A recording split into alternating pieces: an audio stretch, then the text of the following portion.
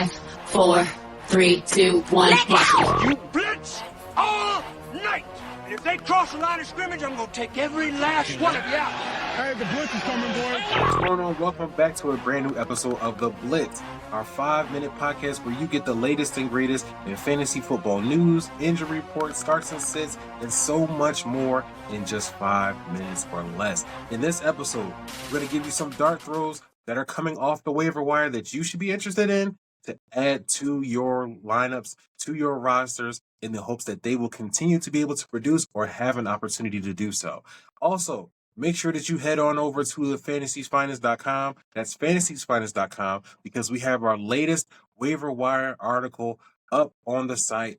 More options for you to be able to set those waiver claims and get those players that you need to continue on your path to win your championship. So make sure that you're locked in with the Fantasy's Finest podcast on our YouTube channel. Make sure that you like and subscribe so it helps the channel out and you won't miss a beat when these episodes drop. Also, you can check out the Blitz on Spotify.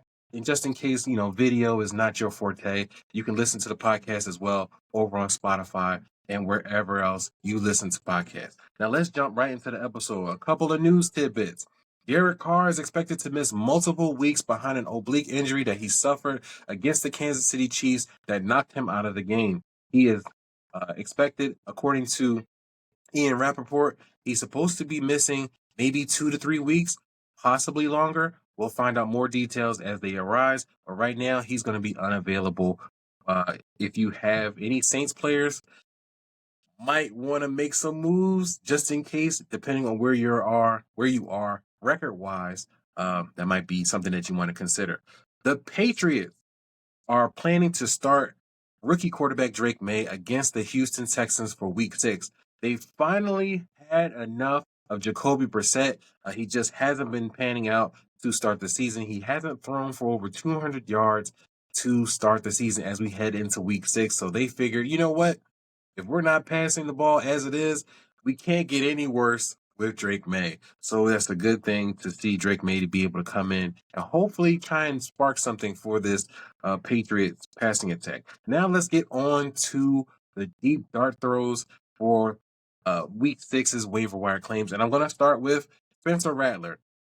Is being heavily considered per reports that he could be the starting quarterback for the Saints with Derek Carr missing time with that oblique injury. Now, this is a dart throw because we don't know anything about Spencer Rattler on the NFL level.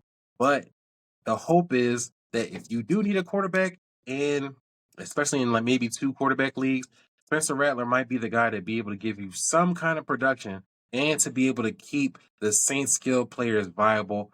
It is a bit of a risk because we have not seen anything from Spencer Rattler. So this is one of those, deep heaves just in case you need a guy to come in, maybe a spot start. Because if you're dealing with injuries at the quarterback position, hopefully you're not. But if you are, or your guy is underperforming like Deshaun Watson and Aaron Rodgers, maybe Spencer Rattler can be better than those guys. It's a stretch, but I got to put all options on the table. Jalen Polk is another wide receiver, rostered at 13% of ESPN leagues. He is available. This could be a player that has an opportunity to rise above the muck that he's already been in so far. He's only seen just 19 targets heading into Week 6. He's averaging 4.5 fantasy points per game, but he is the Patriots' #1 wide receiver. Hopefully with Drake May coming in, it changes the perception of how Jalen Polk is used. They start getting the ball together because these two players are going to be growing together in the NFL. They're going to be, Drake May is going to be that guy for Jalen Polk, and Jalen Polk is going to be Drake May's #1 wide receiver going forward. So hopefully that happens. He would probably be a good stash in the hopes that he can turn out some production with Drake May throwing the ball. And one more option at wide receiver, Jordan Whittington. Apparently, people are not buying into Jordan Whittington. He's rostered in just 11% of ESPN leagues. He's had 18 targets over the last 2 games.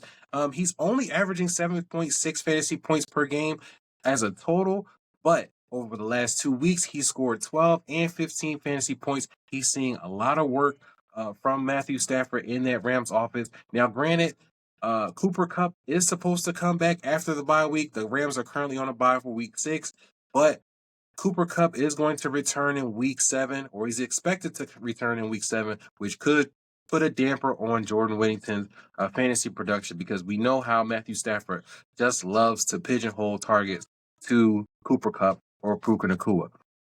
But for the time being, especially in Puka Nacua's case, he's expected to be out another month. There should still be some kind of path for Whittington to be able to put out some production. Maybe defenses start to try and key in on Cooper Kupp because he's back. And we know Cooper Kupp, respectfully, is made of glass. So if he goes out again, you're ahead of the game in getting Whittington on your rosters, and hopefully you get some production there. And then finally, Tank Bigsby, Jacksonville Jaguars running back. He's rostered at just 10%. He had a fantastic week 5. He rushed for 101 yards and a touchdown on just 13 carries. He out-carried Travis Etienne 13-6.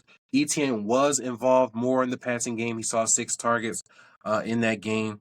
But it looks like there could be a way where Tank Bigsby can force a split between him and Travis Etienne. That power run game worked against the Colts. It's something that they may try and move forward with. And then you have to consider the trade rumors that are going around for Travis Etienne. His name has been thrown around in possible trade topics and discussions as we get closer to the deadline. Maybe they do move on from Travis Etienne. We don't know. But Tank Bigsby is making himself known that he can be a part of that Jacksonville Jaguars offense, and he needs to be rostered. That's it for the show. I told you guys 5 minutes or less, went a little bit over, but that's okay. Make sure that you're locked in with the Fantasy's Finest podcast. Make sure that you're locked in with the Blitz, like I said, on our YouTube channel and on Spotify or wherever you listen to podcasts, so you don't miss this goal, baby. I'm trying to get you guys right so y'all can win y'all leagues. But until next time, I'll check you guys later. Take it easy. Yo, come back now, you hear?